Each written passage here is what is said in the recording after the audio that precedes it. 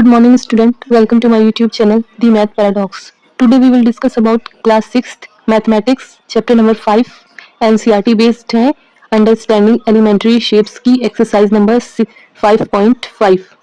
So हमारा first question है, which of the following are models for perpendicular lines?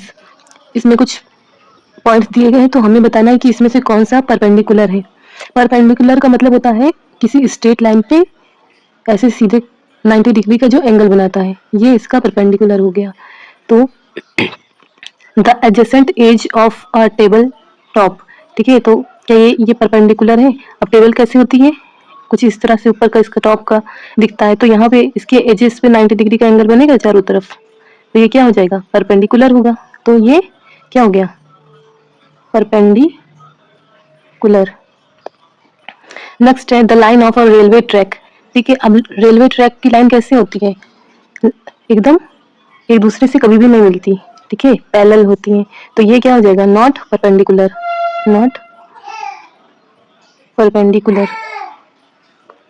Next है the line segment forming the letter L. अब line segment दिखते हैं, ठीक है. लाइन सेगमेंट जो एल लेटर बनाता है, एल लेटर बना रहा है, तो यहाँ पे 90 डिग्री का एंगल बन रहा है एकदम सीधा, तो ये क्या हो गया? परपेंडिकुलर. नेक्स्ट है द लेटर वी. अब वी लेटर में देखिए, वी में 90 डिग्री का एंगल नहीं बन रहा है, तो ये क्या है? नॉट परपेंडिकुलर होगा. नेक्स्ट क्वेश्चन नंबर 2 करते हैं हम लोग. कह रहा है let P Q be a perpendicular to the line segment X Y. P Q क्या है? परपेंडिकुलर है लाइन एक्स वाई पे. लेट पी क्यू, ठीक है, P Q and X Y intersect in the point A. अगर वो point A पे यहाँ पे काट रहे हैं दूसरे को, what is the measure of angle A, sorry angle P A Y. तो यहाँ कैसा एंगल बनेगा? हम लोग देख रहे हैं यहाँ कैसा एंगल बनता है, सीधा होता है तो 90 डिग्री का.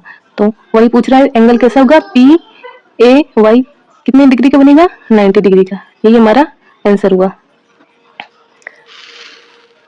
नेक्स्ट क्वेश्चन नंबर 3 है there are two set squares in your box, ठीक है. What are the measure of the angle that are formed at their corner. Do they have any angle measure that in common.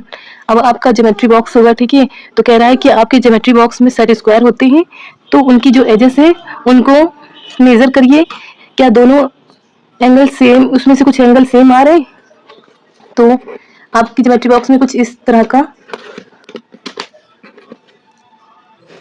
आपकी geometry box में कुछ इस तरह का set squares होते हैं, ठीक है. 2 सेट स्क्वायर होते हैं.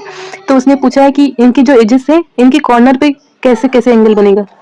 यहाँ पे और यहाँ पे क्या कोई एंगल कॉमन दिख रहा है? तो हम लोग यहाँ देखते हैं इसको, ये एकदम सीधा है, ठीक है. कितने डिग्री का है इसे देखेंगे. यहाँ पे ये 90 डिग्री का है, ओके. इधर से देखते हैं, तब इधर से ये 60 डिग्री का दिख रहा है, और इस साइड से ये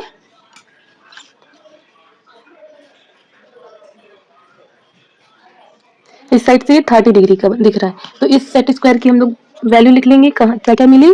एक मिली हमको 90 डिग्री. 1 यहाँ पे लिखेंगे, 1 सेट स्क्वायर हैज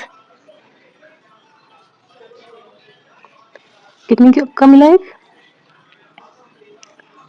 90 डिग्री का एक मिला, एक 30 डिग्री का मिला, और 60 डिग्री का मिला. अब इस सेट स्क्वायर को देखेंगे, यहाँ पे ये सीधा है तो ये 90 डिग्री का दिखा. इस साइड से देखने पे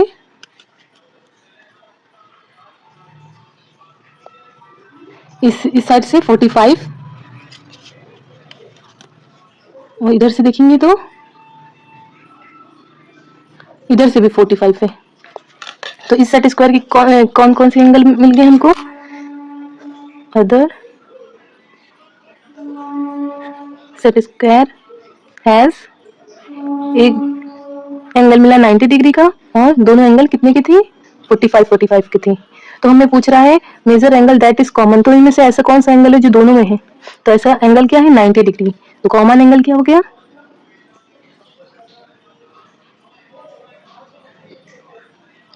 90 डिग्री. ये हमारा आंसर हो गया. अब नेक्स्ट क्वेश्चन पे मूव करते हैं. क्वेश्चन नंबर 4 है. क्वेश्चन नंबर 4 कह रहा है study the diagram the line L is perpendicular to line M, ये एक लाइन दी गई है, ठीक है, और जो एल लाइन है वो परपेंडिकुलर है एम लाइन के, ठीक है, एम लाइन के ऊपर परपेंडिकुलर है। तो बोला है इस पहला पॉइंट है सी ई इक्वल्स टू ई जी। सी ई कहाँ दिख रहा है हमें, सी से लेके ई, ये 2 यूनिट है, एक 1 और 2, ठीक है, सी से ई तक की, सी से ई तक की इतनी डिस्टेंस इक्वल है ई जी के, ई से लेके जी तक की, तो ये भी तो 2 यूनिट है, तो क्या हो गया, दोनों इक्वल हो जाएंगे, तो यस बोथ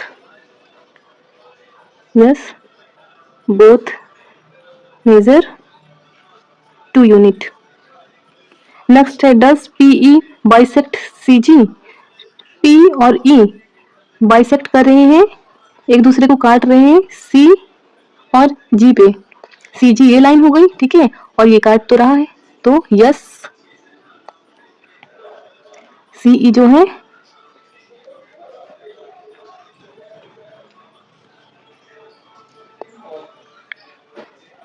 सी ई इक्वल हो गया ई जी के, ई से लेके जी तक की, तो एक दूसरे को बीच से कट कर रहे हैं ना, बाइसेक्ट मतलब होता है बीच से दो बराबर भागों में बांटना, तो ये बाइसेक्ट हो रहे हैं, ठीक है। फिर है सी पॉइंट है आइडेंटिफाई एनी 2 लाइन सेगमेंट, ऐसी 2 लाइन सेगमेंट को आइडेंटिफाई करो for which P E, P से ई तक की इज द परपेंडिकुलर बाइसेक्टर, जो कि परपेंडिकुलर बाइसेक्टर हो। तो ऐसे हम लोग 2 लाइन को देखेंगे, ठीक है, ये लाइन कट कर रही है, ठीक है, किस पॉइंट पे कट रही है, एक तो डी और ई, इस लाइन को मान लेंगे, ठीक है, डी ई लाइन को दो बराबर भागों में बांट रही है, एक डी से लेके ई तक की और ई से लेके एफ तक की, तो क्या हो गया, एक लाइन डी ई को कट कर रही है। नेक्स्ट देखते हैं सी, 2 स्टेप चलेंगे, सी से ई तक की दूरी, ठीक है, और ई से जी तक की दूरी, ये दोनों भी बराबर बराबर में है और ये दोनों भी बाइसेक्ट कर रही है ई पे, तो क्या हो गया, एक पॉइंट सी जी पॉइंट हो गया, सी जी लाइन हो गया। और कौन सी लाइन बाइसेक्ट कर सकती है, एक बी से लेके एच तक कर सकती है, ये भी दो बराबर भागों में बांट रही है, यहाँ से लेके यहाँ तक की दूरी और यहाँ से लेके यहाँ तक की दूरी, तो बी और एच भी लाइन बाइसेक्ट कर रही है। नेक्स्ट है आर दिस ट्रू, क्या ये ट्रू है, ए जी जो है सॉरी ए सी है बड़ा है एफ जी के, तो हम लोग देखते हैं ए सी यहाँ से लेके यहाँ तक की दूरी बड़ा होगा एफ जी से, देखो एफ जी कितना है, केवल यहाँ से इतना है, और ए सी कितना है, पूरा ये यहाँ तक की 1 से लेके 3 तक, तो ये क्या हो जाएगा, ट्रू हो जाएगा हमारा। नेक्स्ट है सी डी इक्वल है जी एच के, सी से लेके डी की डिस्टेंस सी डी इतना है और जी एच कहाँ है, जी एच यहाँ पे, तो दोनों इक्वल है, देखिए यहाँ से लेके यहाँ तक की केवल इतनी दूरी, 7 से लेके 8 तक की दूरी, इतने बीच की दूरी, और सी डी की यहाँ तक की इतने बीच की दूरी इक्वल है, तो ये क्या हो जाएगा, ट्रू हो जाएगा। नेक्स्ट है बी सी छोटा होगा ई एच के, ई एच हमें कहाँ से दिख रहा है, ई एच यहाँ से लेके यहाँ तक की है इतनी डिस्टेंस, और बीसी की कितनी डिस्टेंस है, बीसी की इतनी डिस्टेंस है, तो छोटा है ना बीसी, तो क्या है बीसी छोटा होगा ईएच से, तो ये भी स्टेटमेंट क्या आ जाएगा, ट्रू। सो ये एक्सरसाइज आपकी खत्म होती है।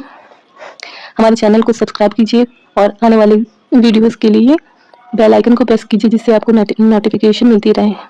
So thank you for watching me.